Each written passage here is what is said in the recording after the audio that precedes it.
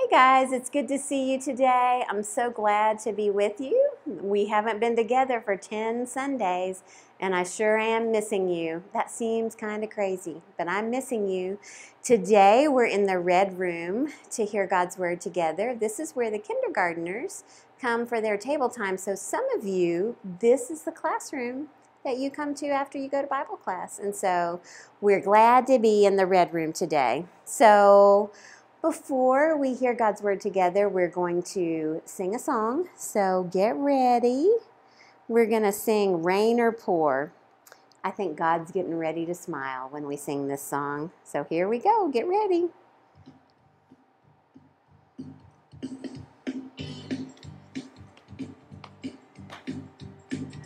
Whether it rains, whether it pours, wherever I go, I will trust you, Lord, in the light of day or in the dark of night. I will trust you, Lord, with all my life.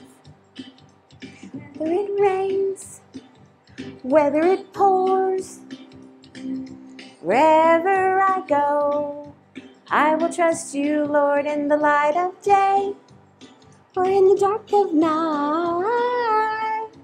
I will trust you, Lord, with all my life. Here's why we trust God. For my hope is where you are. For my hope is where you are. For my hope is where you are.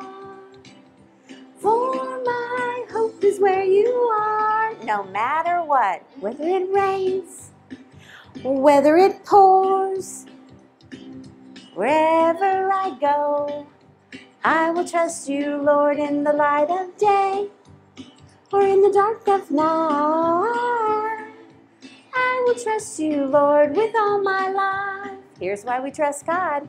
For my hope is where you are. For my hope is where you are. For my hope is where you are. For my hope is where you are. No matter what rains, whether it pours, wherever I go, I will trust you, Lord, in the light of day or in the dark of night. I will trust you, Lord, with all my life. I will trust you, Lord, with all my life. I will trust you, Lord, with all my life. Oh, that was beautiful. Thank you.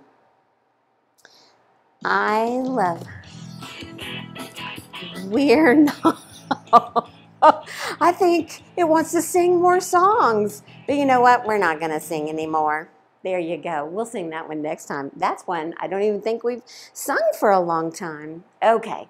So we have sung praises to God just for a little bit this morning. And so now it's time to hear God's Word. So God has given us a place to hear His Word. It's in our minds, and it's in our hearts, and it's in our soul. And our soul is tucked inside of us. So let's get ready to hear the Word of the Lord together. I'm going to open my Bible to where our story is. It's in John chapter 21. And so right here, the words right here, they're in green, right there. So let's get ready. Let's sing our Bible words. Be still and know that I am God. Be still and know that I am God. Be still and know that I am God. Let's see where we're going today. Okay, we're still in Easter. Jesus has risen from the dead. He's been with his followers. So we're still going to put out the mystery of Jesus. That's what the purple reminds us of, the mystery of Jesus.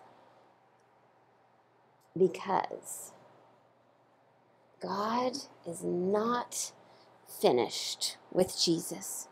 So let's see. Last week, do you remember where we were last week? Let's see if this helps remind you. I wonder, what does this make you think of? Right now, I know some of you are shouting out, it's the Sea of Galilee. That's right. It's the Sea of Galilee. That's where we are. So let's remember last week, Jesus's friends they went fishing at night. They fished all night. They didn't catch any fish.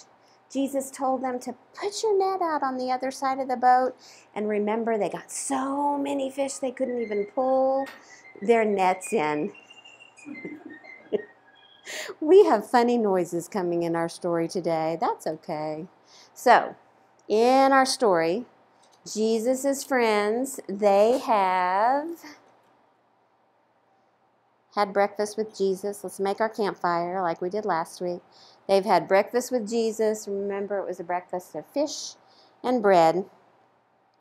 And so they've eaten, and something interesting happens after they've finished breakfast. So here's Jesus. Here's Peter. So Jesus and Peter are about to have a conversation. And this is John. So you'll remember Peter and John from last week. And then here are the 5 other disciples. So it was Thomas and Nathaniel and James and then 2 more that we don't know their names. So Peter and John. So Jesus says something interesting to Peter. He says to Peter, "Do you love me, Peter?" And Peter says, "Jesus, you know that I love you." And so Jesus says these words to Peter when he answers. He says, "Then take care of my lambs." Take care of my lambs. Look, I brought a lamb. So Jesus says to Peter, "If you love me, take care of my lambs." I wonder what those words mean. What do you think? And so, but that's not where the story ends. Jesus asked Peter again, "Peter, do you love me?" And Peter says, "Lord, you know that I love you. Of course I love you." And Jesus says this. He says, "Then take care of my sheep." I wonder why Jesus said that. Take care of my sheep. But Jesus isn't finished. He asked the question again. "Peter, do you love me?" And listen to what Peter says this time. He says, with hurt feelings, it hurt his feelings that Jesus asked him that a 3rd time. And he said, "Lord, you know everything. How can you not know that I love you? Of course I love you." And so Jesus says, "Take care of my sheep." Take care of my sheep. So feed my lambs, feed my sheep, take care of my sheep. 3 times Jesus asked that question, and 3 times Peter says, "I love you. I will do anything. I love you. I will do anything." And so Jesus says to him, listen to these words, "I tell you the truth." When Jesus says those words, they're words we need to listen to. "I tell you the truth, Peter. Some hard things are coming in your life, and it's going to be hard for you to remember that you love me, and it might be hard for you to follow me." But Jesus said to Peter, "Follow me. Follow me." And Peter said, "I will follow you." Peter had heard those words before. But then my Bible says that Peter looks back at John and he says, "What about him? What about John?" And listen to what Jesus says to Peter. He says, "Don't worry about John. Your job is to do what I ask you to do. And your job is to follow me." Come say these words with me. Come follow me. Say those words. Come follow me. So Jesus is repeating to Peter words that he's already heard. Come follow me and feed my sheep, take care of my sheep, feed my lambs. So Jesus says, so I wonder who are the sheep in this story? Who are the sheep? Is Jesus saying feed the animals? I wonder, is that what he's saying? Or is Jesus saying take care of the people that you are around? Take care of the people who love me. Take care of the people who need help. Feed my sheep. Take care of the people. And follow me. And then listen to how this story ends. So look, we've gone all the way down here, and I'm going to read you this verse right here at the very end of this chapter. There are many other things that Jesus did besides the ones that you've heard. If every one of them were true, I think the whole world would not be big enough for all the books that would need to be written. So Jesus is getting ready to go back to heaven.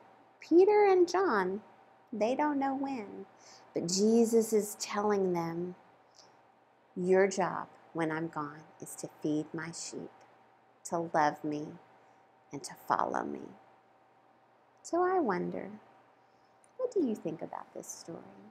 I wonder, why is it important for us to know this story? Well, we have heard the word of the Lord, and that's a good thing. So let's look at our Praying in Color journal. So here's what I wrote. Feed my sheep. And so I wonder, what does Jesus mean when he says feed my sheep? Does he mean take care of people? I think that's what he means. And so here's my question. How can I help Jesus? How can I help Jesus? Who are the sheep in my life? Who are the people that need my help? So that's the question I'm asking. And then I'm going to pray for the 2-year-olds. So I'm going to write their names this week. I'm going to write their names all around. So I wonder what will be on your page. Okay, we have a long remember verse today. It's an important one. You know, it may be kind of hard to understand all of it. There might be some words in here that we need to think about, but it's an important verse, and so we're going to learn it together. And we're going to learn some new words together. That will be a good thing. So you say it after I say it, okay? Speak up for those who cannot speak for themselves. Speak up for those who cannot speak for themselves. Ensure justice for those being crushed. Ensure justice for those being crushed. Yes. Speak up for the poor and helpless. Yes. Speak up for the poor and helpless, and see that they get justice. And see that they get justice. Proverbs 31, 8 through 9. And if your moms and dads are looking this one up, it is in the New Living Translation. That's the one. And so these words are important. There might be some new words in there. So, and it's okay. We're going to learn what they mean in the next week or so, because this might take us a while to learn. So think about the words in here that you might not know, and ask your mom and dad, and then we'll talk about it more next week. So that's our verse. Then our family challenge. How will you speak up this week? Or how are you going to help Jesus? How are we going to feed the sheep? How are we going to take care of people? So one of those two things. What are you going to do this week in your family?